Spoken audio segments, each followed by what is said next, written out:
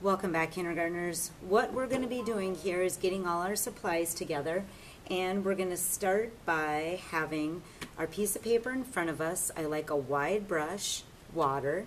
I want blue and yellow paint, and then I have some white paint left over, which I'm going to use a lot of on this first step.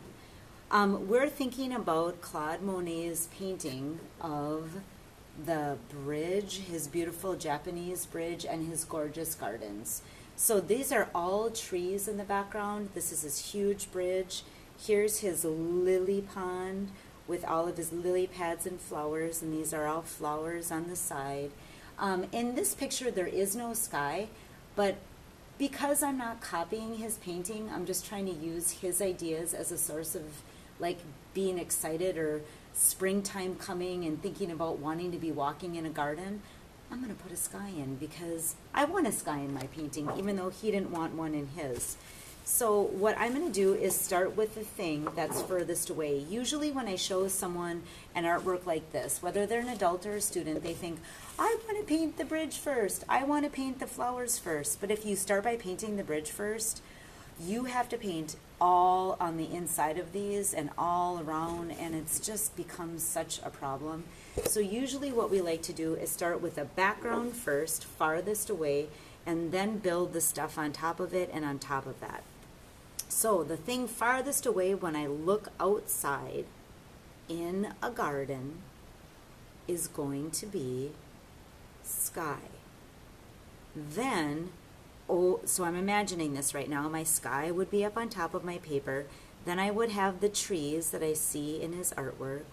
Then the trees would come down to land, and then water, and then the bridge would go over the top. If you paint the bridge over the top of that, that's so much better than painting the bridge first and then trying to paint all around the bridge without painting on the bridge. That's not fun, trust me, I've done it before. So let's get started. I want to have a work piece of paper down because I actually am going to go off my page. I don't want to make a sky that goes from here to here and has blue paper showing. So I want my sky to get off my page. So check out how dirty my placemat is going to be. Now this kind of blue can be a sky, but when I look at a sky that's that blue, it's like almost nighttime. It's starting to get really dark out. So what I'm going to do, and this is what Mr. Monet would do, we're practicing some of his ideas, not necessarily copying his artwork, but just practicing some of his ideas and techniques. He would mix right on his paper. He wouldn't mix over here and make this beautiful, perfect blue sky like this and have it be all smooth. He would just paint right on his paper with his big, bold brush strokes and let it mix. And sometimes, a lot of time, I think that looks exciting. So I'm going to paint my beautiful blue sky here, making sure that it looks like I go all the way off the edge of my paper. Ooh, that feels good. And I'm trying to calm down that dark blue so it looks more like a blue sky day. And what you're going to find is that you need a ton of white and just a little bit of blue. Your brush hairs hold so much paint that you don't need to dip a ton into the blue because it holds on to that blue so much, and blue is such a dark, dark color. So I've come down a good part of the way on my paper, and you know what? I think that's good. If I wanted to add a little bit more, I could. That's fine. Maybe I will add a little bit more. And now I'm feeling like my sky looks cool, but you know what I love to paint? Mrs. Samala is a huge fan of painting clouds. So I'm going to take my brush right now, and I'm going to pounce and pounce and pounce. So very lightly pouncing. You can clean out your brush if you need to. I didn't need to because I had so much white paint as my last thing.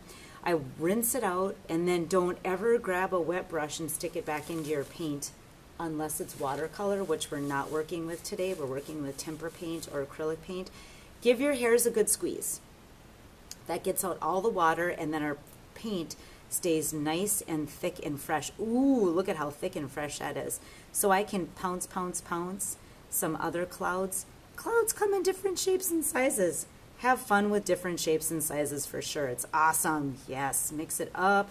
Ooh, that feels good. Maybe I'll have one coming up over here too. I like that's kind of going off my page. I love these cool ideas. So the next thing I'm going to do is think about that's my sky, that's far, far away. The next thing I think I'm going to see are some trees. So I'm going to put down some big trees, and I'm not going to have my big trees start here. I want my big trees to overlap the sky because I don't see sky and then blue paper and trees. I see sky, trees go over my sky. Now, you saw this earlier. I accidentally mixed some yellow with there. I don't care. Guess what? I'm going to grab that yellow, mix it with the blue. And again, I'm going to pounce, pounce, pounce right onto my paper, and I'm going to create my first tree. So I'm going to plan that this is my tree line right here. This is where my trees are. So I'll just bring my trees all the way down to here. Ooh, that feels good. And my brush is a little bit watery, Mrs. Samala. Let's get that water out of there. See how that paint was getting thin? I don't love that. I'm using a lot of blue actually, but it feels like a dark tree, like it's shadowed. Hey, that was a happy accident. I don't think I've ever used so much blue on a tree before. Now I'm going to get in here, and I want to make my next tree be a different color. So I grabbed a lot more of that yellow. I think actually this tree I'm going to make a different texture. Maybe I'll pounce my brush going this way, cover that up. This tree is going to be a little bit taller. Maybe it's a pine tree. Sure, why not?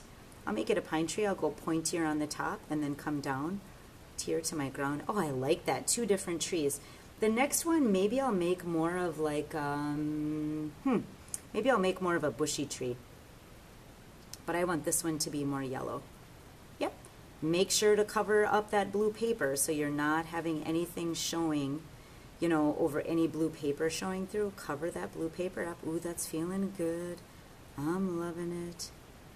Awesome. And I'm going to keep on going until my whole area is done. Maybe I'll go back and make another dark shadowed tree here. This one could be maybe a pointed pine tree again.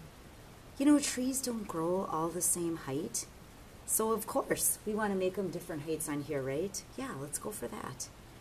And keep on going. Now, Mrs. Samla is getting to the point where she's rushing a little bit, so please don't rush. But for the interest of a video, I really don't want to have you watching too much longer, so I'm just going to quickly blast this in. And please understand, I would hope that you would take a little bit more time. This one is feeling like a willow tree to me, and maybe I'll even add a little bit of white in there. Oh yeah, okay, that feels good. I'll put that in there. Yeah, that feels just fine. And it's okay. It's not exactly what I was going for, but I guess it does feel like a tree. And I would hope that you would work a little bit slower too. Again, just in the interest of time, I don't want to bore you with my painting, so I'm trying to rush. But that feels like sky. Whoa, look at that. I've got sky and then trees. Just by pouncing with my brush, using different brush strokes, and then using different light and dark of green. Because green doesn't come in all one color. Groovy, that's awesome. Keep on working on that. Then the last thing I'm going to do is add in my water. Now, the water reflection in Monet's painting was a greenish blue. Well, that just happened. Look at that. It was a little greenish blue. I can put that back on and hold on to it. So because it's reflecting the colors of the trees, so this all bottom part of my paper is going to be water. So now I want my water to be calm, not wavy. So just this calm feeling. Yo, I love that. Then I'm going to add in a little bit of that green. Okay, that feels good.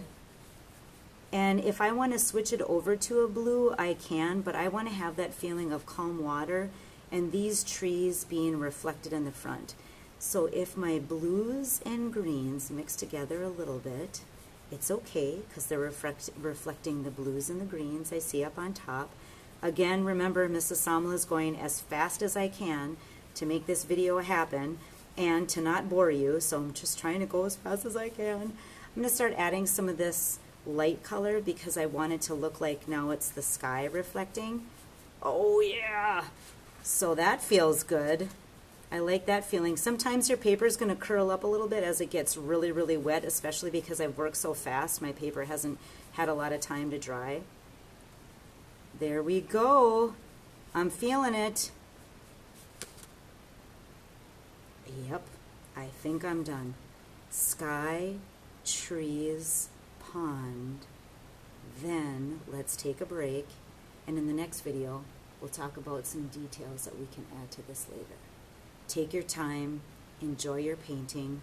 Start from the back, work forward. You've got this. It is really that easy. Thanks for watching, friends. Bye.